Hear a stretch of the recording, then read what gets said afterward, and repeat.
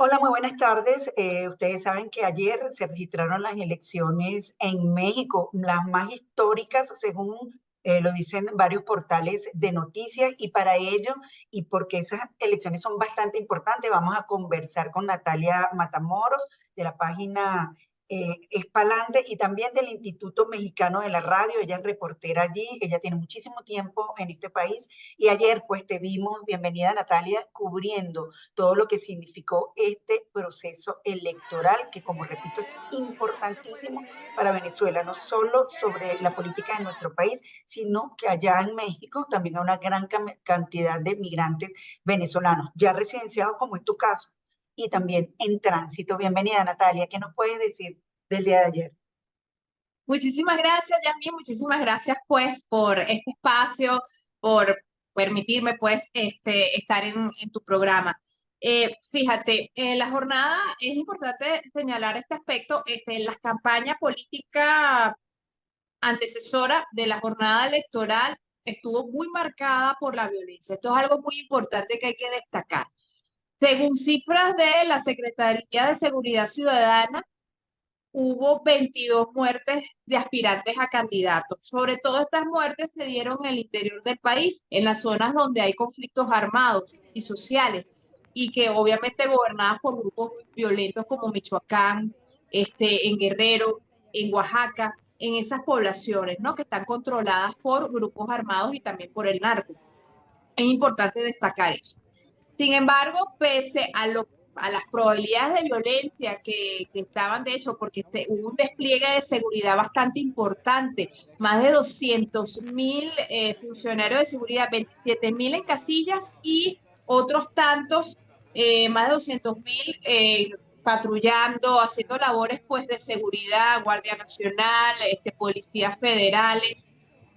Fue un despliegue bastante, sobre todo previendo de que se pudiera presentar situaciones de violencia. Afortunadamente, Yasmín, todo transcurrió con tranquilidad, con normalidad. Fue un proceso que impresionó muchísimo por la cantidad de participación. Eso es lo que Fueron te iba a llamados comentar. ¿Cuántas personas fueron llamadas a votar? ¿Cuántas votaron? 99 millones Noventa y de nueve. mexicanos.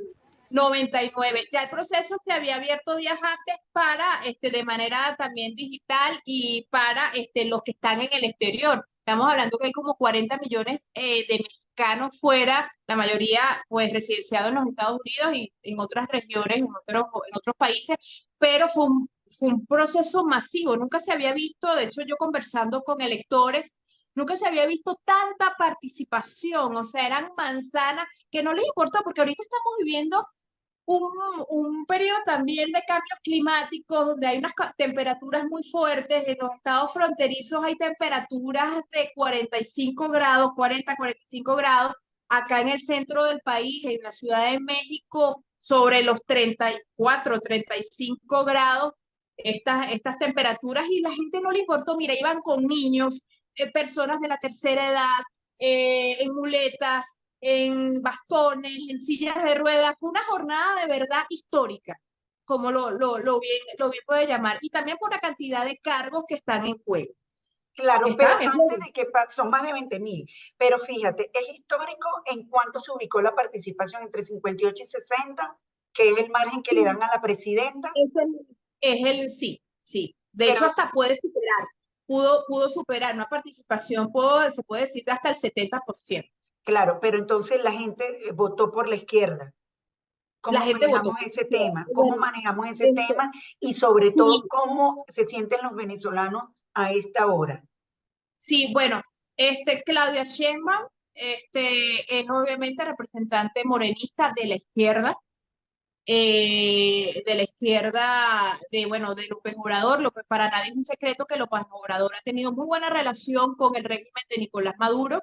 También se ha asociado también con Evo Morales. Evo Morales estuvo un tiempo, de hecho, también viviendo acá en México con todos estos gobiernos de la izquierda, ¿no? Que ha sido también muy criticado también por las fuerzas opositoras acá. Es importante destacar que, bueno, vamos a ver cómo Sheinbaum va a canalizar estas relaciones, también porque hay un proceso electoral en puertas en Venezuela, también hay que esperar qué es lo que va a Eso pasar es.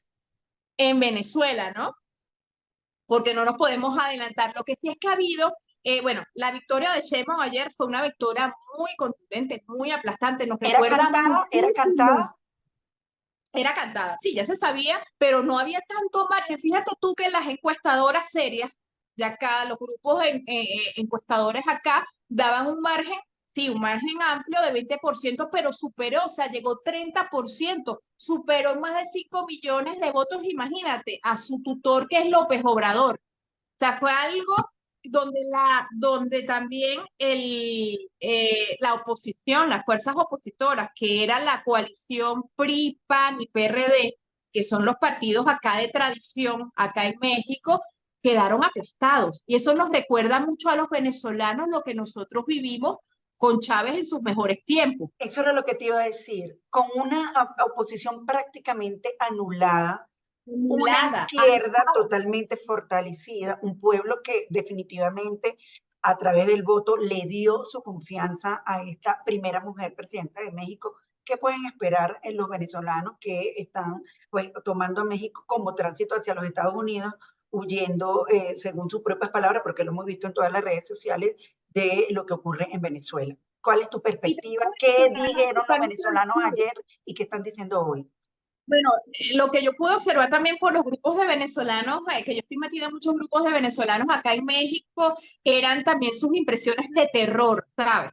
Porque los venezolanos, el tema es que nosotros estamos muy marcados. El venezolano quedó, y psicológicamente, pues nosotros nos nombran la izquierda y nosotros no, ya va, espérate. O sea, Chávez, ¿no? Yo pienso que también hay que darle como un compás de espera, y esto no estoy diciendo que estoy apoyando a esta candidata o estoy hablando con la mayor imparcialidad que te puedo mencionar. Hay que ver qué va a pasar, ¿no? Hay que esperarse, no podemos, no, bueno, yo me voy a ir, yo voy a ver para dónde agarro. Esto es, claro, porque es lo que nos pasó. Y acuérdate que el discurso de López Obrador, el discurso de Sheinbaum, porque Sheinbaum es la copia de López Obrador, todo lo que ordenaba López Obrador, él fue su fiel, y vamos a hablar un poquito de quién es Claudia Sheinbaum. Claudia Sheinbaum viene de ser, estuvo en la Secretaría del Medio Ambiente y fue jefa de gobierno en la Ciudad de México, que es como decirte la alcaldía mayor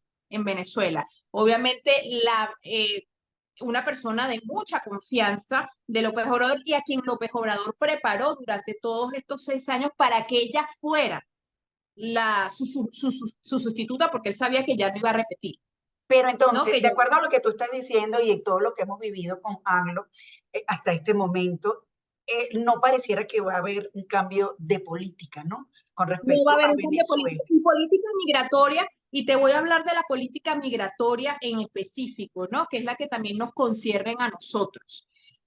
Cuando hubo el debate, aquí hubo debates presidenciales donde los candidatos presentaban sus propuestas en materia de seguridad, en materia de salud. Evidentemente, la política migratoria es un punto de honor por lo que tenemos con Estados Unidos y porque este país se ha convertido en tránsito y también en destino de migrantes. ¿Qué habló Chemo? No habló más que todo de proteger a los mexicanos que están fuera y de atacar las causas, bueno, que cada país debe atacar las causas porque la gente migra.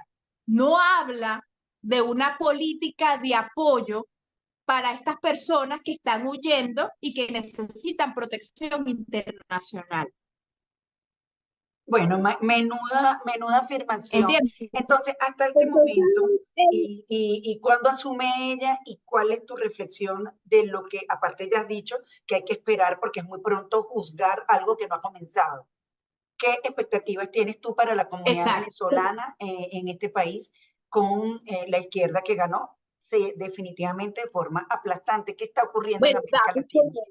da mucho miedo porque se pudiera repetir una situación como la de Venezuela en cuanto a la concentración de poder, Yasmín, porque ellos no solamente tienen, y fíjate tú, que López Obrador ha querido meterle mano al INE, que es el Instituto Nacional Electoral, que es un instituto que debe tener autonomía, porque todos estos poderes deben tener autonomía.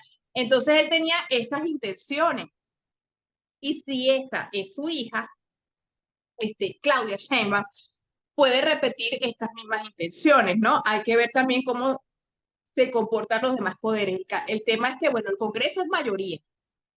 Y eso es lo que la gente está, o sea, hay una mayoría calificada. Todavía no han revelado cómo quedó la conformación del Congreso, pero ya se habla de una mayoría calificada A favor de la presidenta.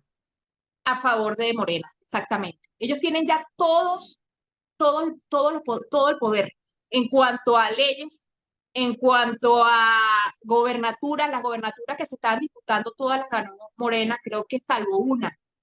Tengo que revisar bien, pero todas las ganó Morena y con un amplio margen de ventaja. Esto también tiene que llevar y también se evidencia la polarización que hay aquí. Esto es un punto importante. ¿Cómo estamos divididos? ¿Qué pasó y por qué se repite lo de Venezuela? El tema aquí es que igual, aquí hay mucha desigualdad. Y las clases bajas, las clases sociales, las comunidades indígenas, las comunidades que son la mayoría, las comunidades realmente desprotegidas, desfavorecidas socialmente, no se vieron representadas en los partidos, en estos partidos, en el PAN y el PRI, porque ellos siempre han gobernado para una élite. Entonces pasó lo que pasó en Venezuela. Eso lo está viviendo el venezolano y siente que se está repitiendo la historia. Ahora fíjate, yo te pregunto directamente, ¿algo está pasando con la derecha que está ganando mucho la Algo que no, izquierda? ¿Cuál es tu es lo que yo reflexión? estoy diciendo, que su discurso no está llegando a estas poblaciones. No se ven, es lo que yo te estoy diciendo, no se ven representados con los panistas. Y tú los escuchas, no, los panistas que los burgueses, lo sabes. Entonces aquí hay mucha división social, una división social demasiado marcada, una polarización, y eso, pues, eso es una reflexión para la oposición, Ahora porque bien, ahorita queda en su liderazgo. eso que has dicho es totalmente importante. Ahora, de cara a eso, ya para cerrar el tema, por lo menos por hoy, ¿cuál es tu reflexión final acerca del futuro de México? ¿Cuáles son los puntos que debería combatir más allá de esta polarización política la presidenta mexicana? Bueno, también tomar en cuenta, porque fíjate tú que ellos han tenido un gobierno, un discurso igualito al de Chávez. Este es un gobierno para los pobres y por los pobres, ¿no? También no gobernar para unos, gobernar para todos, porque todos somos habitantes, los migrantes. Aunque los migrantes no generamos votos, por eso es que a nosotros nos tienen como aislados, como que no hay políticas para nosotros, porque no generamos votos, la mayoría son muy pocos los que están acá naturalizados, que son los que votan, digamos. Y también tomar en cuenta a la clase empresarial, porque tú no puedes, a los empresarios, porque tú no puedes gobernar y hacer políticas del Estado solo. Y es lo que ellos han querido, que sí, bueno, con sus programas sociales, tú sabes, el populismo, ¿no? Wow. Bueno, Natalia, de Entonces, verdad, muchísimas gracias por esta apreciación de lo que ocurrió en la jornada de ayer. Nosotros sabemos que esta presidenta pues, va a enfrentar no solamente la violencia generada por el narcotráfico, hay otros temas como también la violencia de género. Son más de la 30.000 violencia de género, muertes bueno, anuales. esto es positivo para México porque reivindica a la mujer. Este es un país calificado durante muchos siglos, durante muchos años de machista. Bueno, Así ahora es. México se escribe con M de mujer y creo que ahí también van a aceptar también sus políticas en contra también, en mano dura, contra los feminicidios, contra el acoso, porque es impresionante acá Sí. cómo se acosa a la mujer, cómo la mujer está en desventaja también en materia de sueldo, en materia de desigualdades, Tema comparadas con realmente los hombres, importante.